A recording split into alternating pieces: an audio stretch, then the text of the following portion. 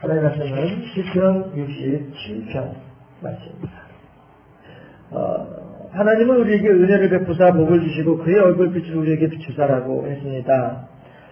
얼굴빛을, 이 본문 말씀은 민수기 24장에 나오는 그 제사장의 축도의 내용을, 축도의 문구를 인용을 하고 있습니다. 제사장이 축도할 때에는 이렇게 하나님의 은혜 가운데서 하나님께 제사를 지내고 그 백성들이 아무런 죄가 없음을 선포할 때에 그때 이제 우리들에게 선포되어지는 내용의 말씀인데, 그 가운데서 이제 한 구절을 1절에서 인용하고 있는 것입니다. 그래서 하나님은 우리에게 은혜를 베푸사, 은혜를 베풀 수 있는 주체가 하나님이다라고 하는 것이죠. 우리들에게 하나님께서 은혜를 주시고 하나님께서 복을 주시고 하나님께서 사랑을 허락하시는 것이지, 이 세상에 어떠한 것이 우리들에게 이러한 것을 해줄 수 있는 존재들은 아무것도 없다라고 하는 것을 우리들은 생각해 봐야 될 것이고, 얼굴빛이라고 했습니다. 얼굴빛이라고 하는 단어는 아주 중요한 의미를 가지고 있습니다. 모세가 하나님과 더불어 함께 있으면서 40일 동안 시내산에서 십계명의 두 돌판을 받기 위해 하나님과 같이 있을 때에 하나님의 얼굴빛이 모세의 얼굴에 반사가 되어졌습니다. 마치 우리들이 몸에 냄새가 배듯이 그렇게 하나님의 영광이 모세의 얼굴에 배게 된 것입니다. 그랬을 때에 그 모세의 얼굴에 남아있는 그 하나님의 영광의 비침에도 불구하고 이스라엘 백성들은 눈을 뜨고 제대로 볼 수 없는 그러한 모습이었다고 성경에서는 말씀하고 있습니다. 구약에서 하나님의 얼굴빛이라고 하는 것은 그렇게 우리들에게 어떻게 보면은 무섭고 두렵고 떨리는 그러한 대상이었을 것이다 라고 하는 것입니다. 그러나 신약에서 바울이 고린도서에서 우리들에게 말해 주기로는 그날이 되게 되면, 우리가 천국에 가게 되면 모든 것이 명확해지게 되고 하나님의 얼굴을 바라보게 될 것이고, 우리가 서로가 얼굴을 마주대하고 보는 것처럼 지금은 희미한 계시들이지만 그때가 되면 분명하게 알게 될 것이다. 얼굴과 얼굴을 대면하고 보는 것처럼 알게 될 것이다 라고 바울은 말을 하고 있습니다. 하나님의 얼굴빛이 신약에 와서는 우리들에게 은혜의 빛이요, 사랑의 빛이요, 복의 빛으로 바뀌어진다라고 하는 것입니다. 그렇다고 해서 하나님의 본성이 바뀌어지는 것이 아니라 그 얼굴빛을 대하는 우리들의 심령이 바뀌어진다라고 하는 것이죠.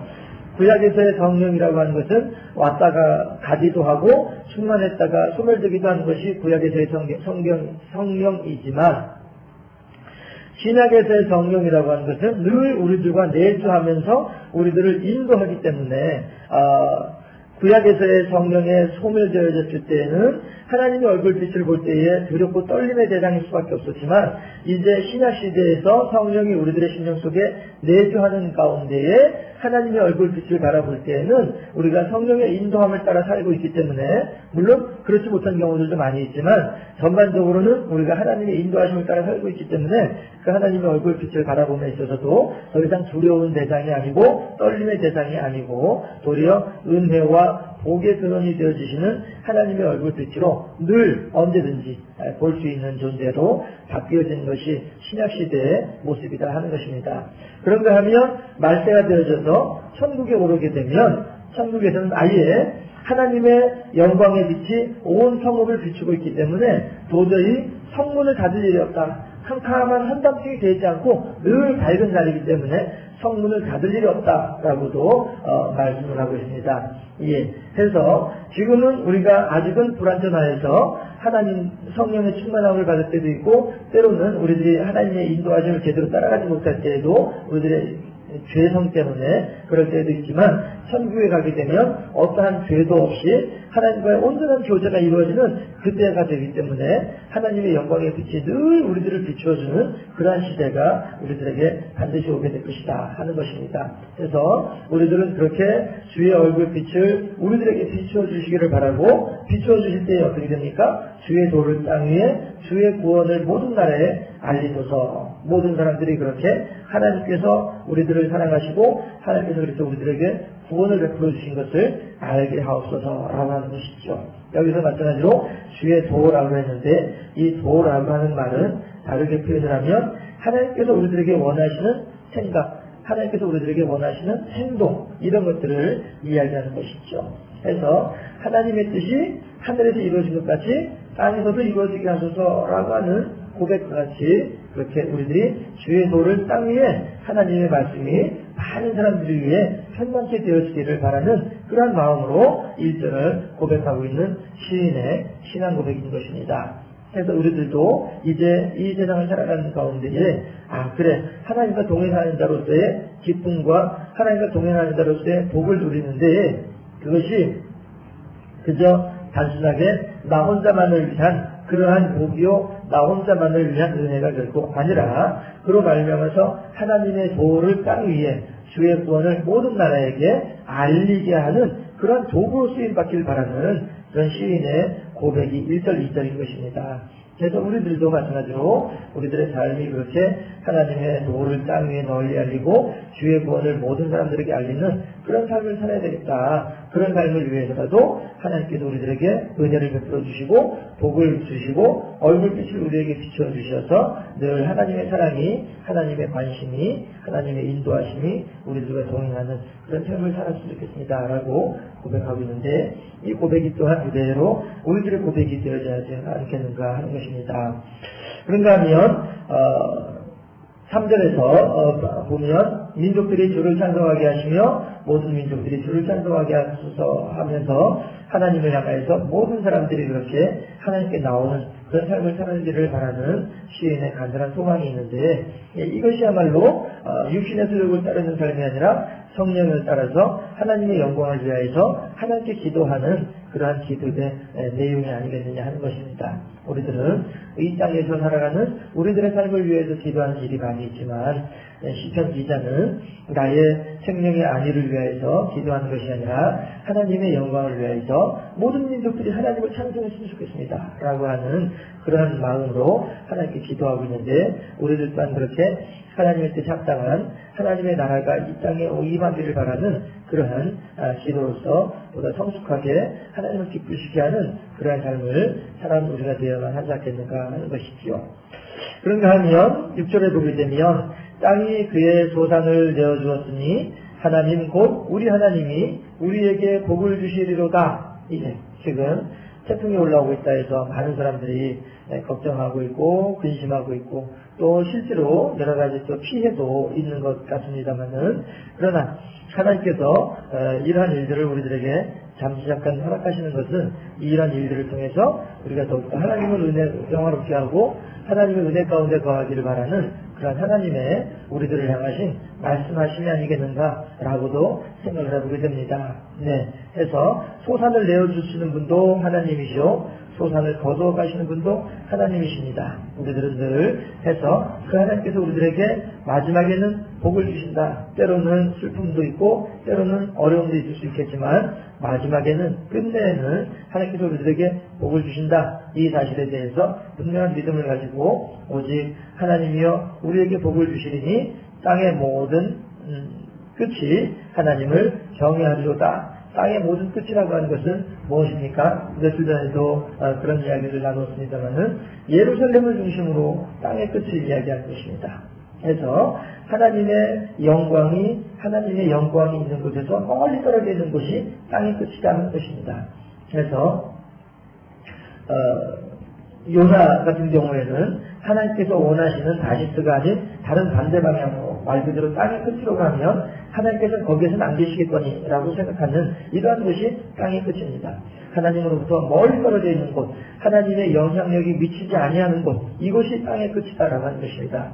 사람들은 그렇게 생각을 하는 것이죠. 그런데 시인은 뭐라고 얘기합니까? 땅의 모든 끝이 하나님을 경외하리로다라고 고백하고 있습니다. 그 멀리 있는 곳에서조차도 하나님을 향해서 영광 돌려드리고 그 멀리 있는 곳에서조차도 하나님을 찬양하는 그러한 사람, 그러한 세상, 그러한 나라, 그러한 사람들의 마음 삶이 되었으면 좋겠다라고 하는 것이죠. 그리고 그렇게 되기 위해서 어떻게 해야 된다고요? 땅의 뒤에 소산을 내어주고 하는 모든 사람들에게 하나님께서 복을 주시면 좋겠습니다 라고 고백하고 있는 것입니다.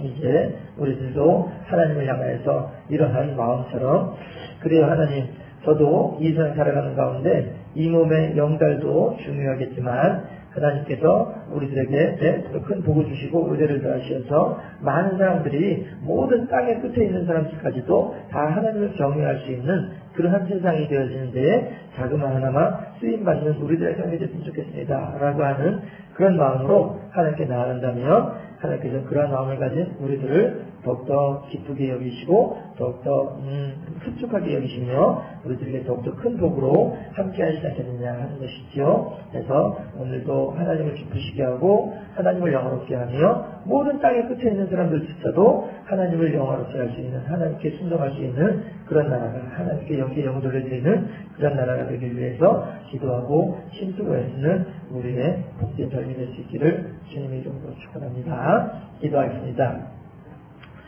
할렐루야. 좋으신 아버지 하나님 감사합니다. 많은 사람들이 어려운 가운데 처해 있다라고 이야기하고 있는 이 시대에 하나님이셔서 이렇게 태풍조차도 올라옴으로써 더욱더 사람들의 마음을 어지럽게 만들고 있는 듯합니다. 그러나 하나님, 이러한 모든 일들은 잠시 잠깐이면 지나가는 일들이며 하나님의 은혜와 하나님의 사랑과 하나님의 자비는 어저께나 오늘이나 또 내일이나 변함없이 늘 우리들과 함께하고 계신 줄로 믿사오니 아버지 하나님 감사합니다. 위경 중에도 감사하는 우리가 되게 하시고 여러가지 어려운 가운데에도 하나님을 향하여 소망의 닻을 내릴 수 있는 우리들이 될 수 있도록 인도하여 주시다. 더욱더 크게 하나님을 기쁘시게 하고 더욱더 크게 하나님을 영화롭게 하는 우리들이 될 수 있도록 인도하여 주시며 캄캄한 밤일수록 자그마한 빛이라도 더 큰 빛을 나타나게 더 큰 곳에까지 영향을 미치게 되는 것처럼 우리 또한 그렇게 자그마한 빛을 할지라도 어두운 가운데 어려운 가운데에서도 하나님을 향한 신앙의 빛이 자그마하다 할지라도 하나님께 큰 영광이 될 줄로 믿사오니 그 소망을 가지고 더욱더 하나님과 동행하고 교제하고 교통하는 우리의 삶이 될 수 있도록 인도하여 주시며 오늘 말씀을 따라서 하나님께서 우리들에게 은혜를 베풀어 주시고 하나님께서 우리들에게 복을 주시며 하나님의 얼굴빛으로 우리들에게 비추어 주심으로써 우리가 하나님의 의의 길로 하나님의 의의 도의 길로 함께 행하는 우리의 삶이 될 수 있도록 인도하시고 그렇게 하나님과 동행하는 우리의 삶 속에 베풀어 주시는 하나님의 분복의 풍성함으로 말미암아 많은 사람들이 하나님을 경외하는 역사가 있어지게 하시고